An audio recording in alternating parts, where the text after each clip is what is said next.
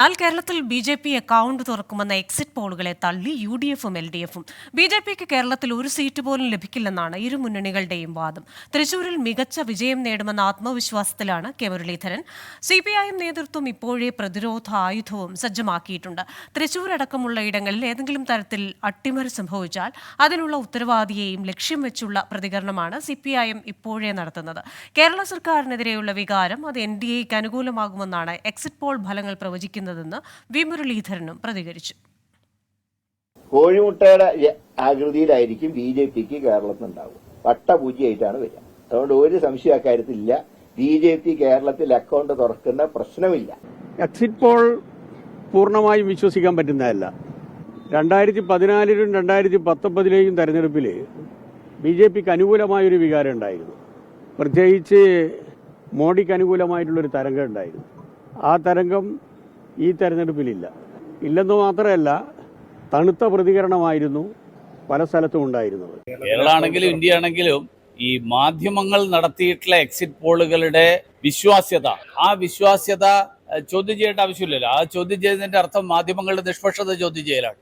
ഞങ്ങളെ സംബന്ധിച്ചോളം ഞങ്ങൾ കേരളത്തിൽ ഈ തവണ നിരവധി സീറ്റുകളിൽ ഞങ്ങൾക്ക് വളരെ നല്ല വിജയപ്രതീക്ഷയാണ്. വിശദാംശങ്ങളുമായി ഷഫീദ് റാവുത്തറാണ് ചേരുന്നത് തിരുവനന്തപുരത്ത് നിന്ന്. ഷഫീദ്, BJP ക്യാമ്പിൽ പോലും ഒരല്പം അവിശ്വസനീയത പകർന്നുകൊണ്ടുള്ള ഒരു എക്സിറ്റ് പോൾ ഫലങ്ങളായിരുന്നല്ലോ കേരളത്തെ സംബന്ധിച്ച് ഇന്നലെ പുറത്തു വന്നത്. അപ്പോൾ അതിനനുസരിച്ച് ഈ ഫലം എങ്ങനെയാകും? ഒരു മുഴം മുമ്പേ CPIM എറിയുകയാണ്, ഇത് ഇങ്ങനെ ആയാൽ അങ്ങനെയായിരിക്കും, അതിനൊക്കെ കാരണങ്ങൾ എന്ന രീതിയിലുള്ള പ്രതികരണങ്ങൾ വരുന്നു. കോൺഗ്രസിന്റെ ഭാഗത്തു നിന്ന് വിവിധ പ്രതികരണങ്ങൾ വരുന്നു. അതേപോലെ തന്നെ കേരളത്തിൽ ശക്തമായ ഒരു ഭരണവിരുദ്ധ വികാരമുണ്ട്, അതായിരിക്കും തെരഞ്ഞെടുപ്പിൽ പ്രതിഫലിക്കുക എന്ന് BJPയും പറയുമ്പോൾ ഈ എക്സിറ്റ് പോളുമായി ബന്ധപ്പെട്ട് കേരളത്തിൽ നിന്നുള്ള പ്രതികരണങ്ങൾ എന്തൊക്കെയാണ്? ക്രിസ്tina, എക്സിറ്റ് പോളുകൾ ഏറ്റവും കൂടുതൽ രാഷ്ട്രീയമായി ഞെട്ടിച്ചത് കേരളത്തെയാണെന്നുള്ള കാര്യത്തിൽ തർക്കമില്ല. രണ്ട് പ്രധാനപ്പെട്ട കാര്യങ്ങൾ. അതൊന്ന്, കേരളത്തിൽ BJP അക്കൗണ്ട് തുറക്കും. രണ്ടാമത്തെ കാര്യമാകട്ടെ LDF സംഭൂജിരാകും. ഈ രണ്ട് വിഷയങ്ങളിലും വിശദമായ ആരോപണ പ്രത്യാരോപണങ്ങൾ ഇന്ന് നടന്നു. LDFും UDFും ഒരേ സ്ഥലത്തിൽ കേരളത്തിൽ BJP അക്കൗണ്ട് തുറക്കില്ല, അതിനുള്ള സാഹചര്യവും സാധ്യതയും ഇല്ല എന്ന് ഇന്ന് ആവർത്തിച്ച് നേതാക്കൾ പറയുന്ന കാര്യം നമ്മൾ കേട്ടതാണ്. മാത്രവുമല്ല, ഏതെങ്കിലും തരത്തിൽ BJPക്ക് ഒരു നേരിയ മുൻതൂക്കമെങ്കിലും കിട്ടുമെങ്കിൽ അതിൻ്റെ ഉത്തരവാദി ആര് എന്നുള്ളതിനെ ചൊല്ലിയുള്ള പഴിചാരലും ഇന്ന് കേരള രാഷ്ട്രീയം കണ്ടു. അതേസമയം തന്നെ നമുക്കറിയാം LDF സംഭൂജിരാകുമെന്നുള്ള പ്രവചനം അത് സ്വാഭാവികമായും LDF ക്യാമ്പിനെ വോട്ട് വിഹിതം മുൻനിർത്തി ആശങ്കപ്പെടുത്തിയിട്ടുണ്ടെന്നുള്ള കാര്യത്തിലും തർക്കമില്ല.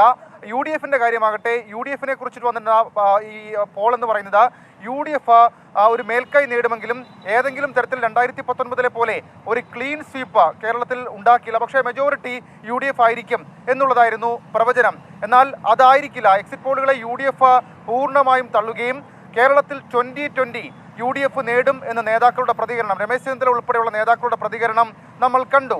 LDFിനെ സംബന്ധിച്ച് LDF ഈ സംഭൂജിരാകുമെന്നുള്ള പ്രവചനത്തെ രാഷ്ട്രീയമായി കൂടി പ്രതിരോധിക്കുകയാണ്. അതിലേറ്റവും പ്രധാനപ്പെട്ട കാര്യം, എക്സിറ്റ് പോളുകൾക്ക് പിന്നിൽ സംശയാസ്പദമായ സാഹചര്യങ്ങളുണ്ട്, അത് രാഷ്ട്രീയമായി കൂടി അതിനെ കാണേണ്ടതുണ്ട് എന്ന ഇടത് നേതാക്കൾ ഇന്ന് പ്രതികരിക്കുന്ന LDF കൺവീനർ EP ജയരാജൻ അടക്കമുള്ള ആളുകൾ ഇന്ന് പ്രതികരിക്കുന്ന ഒരു സാഹചര്യം ഉണ്ടായി. അതിനും അപ്പുറത്തേക്ക് നമ്മൾ ഇന്ന് തൃശ്ശൂരിനെ ചൊല്ലിയുള്ള ഒരു തർക്കം കണ്ടതാണ്. തൃശ്ശൂരിൽ സുരേഷ് ഗോപി ഒന്നാമതെത്തുമെന്നുള്ള എക്സിറ്റ് പോൾ സർവേകൾ ഉണ്ടായിരുന്നു. ഏതെങ്കിലും തരത്തിൽ BJP തൃശ്ശൂരിൽ ഒരു മേൽക്കൈ എടുത്താൽ അതിന് ഉത്തരവാദി മുഖ്യമന്ത്രിയായിരിക്കുമെന്ന് തിരികൊളുത്തിയത് കെ മുരളീധരനായിരുന്നു. അതിന് EP ജയരാജൻ ഇന്ന് മറുപടി പറഞ്ഞത് അത് പരാജയ ഭീതിയിൽ കെ മുരളീധരൻ പറയുന്ന കാര്യമാണ് എന്നുള്ളതായിരുന്നു. ഇനി മറ്റൊരു പ്രധാനപ്പെട്ട കാര്യം, ഈ കേരളത്തിൽ നിലവിലിപ്പോൾ LDFിനെ സംബന്ധിച്ച് പുറത്തു വന്നിരിക്കുന്ന എക്സിറ്റ് പോളുകൾ ഒട്ടും ആശ്വാസകരമല്ല. ആ സാഹചര്യത്തിൽ കോൺഗ്രസ് ചിലയിടങ്ങളിൽ, അത് ജമാഅത്തെ ഇസ്ലാമി, അതേപോലെ തന്നെ ചിലയിടങ്ങളിൽ RSSുമായിട്ടടക്കം ഒരു ബന്ധമുണ്ടാക്കാൻ ശ്രമിച്ചു എന്ന രീതിയിലേക്കുള്ള ഒരു പ്രതിരോധ തന്ത്രം, അത് പരാമർശമായി കൂടി ഇന്ന് ഇടത് നേതാക്കൾ ഉന്നയിക്കുന്നത് നമ്മൾ കണ്ടതാണ്. ഏതായാലും എക്സിറ്റ് പോളുകൾക്ക് അപ്പുറത്തേക്ക് കേരളത്തിൽ മറ്റു ചിലത് 4-ാം തീയതി നമുക്ക് പ്രതീക്ഷിക്കുകയും ചെയ്യാം. ക്രിസ്tina. ശരി, തിരുവനന്തപുരത്ത് നിന്ന് ഷഫീദ് റാവുത്തറാണ് വിശദാംശങ്ങൾ നൽകിയത്. എക്സിറ്റ് പോളുകളുടെ വിശ്വാസ്യത അത്രത്തോളം, അതുമായി ബന്ധപ്പെട്ട ആരോപണങ്ങളും പ്രത്യാരോപണങ്ങളും കേരള രാഷ്ട്രീയത്തിൽ സജീവമായി കൊണ്ടിരിക്കുകയാണ്. ജനവിധി വരാനിരിക്കെ വിധി ദിനത്തിൽ 24 മാജിക് ജൂൺ 4-ാം തീയതി ചൊവ്വാഴ്ച രാവിലെ 5 മണി മുതൽ 24-ൽ.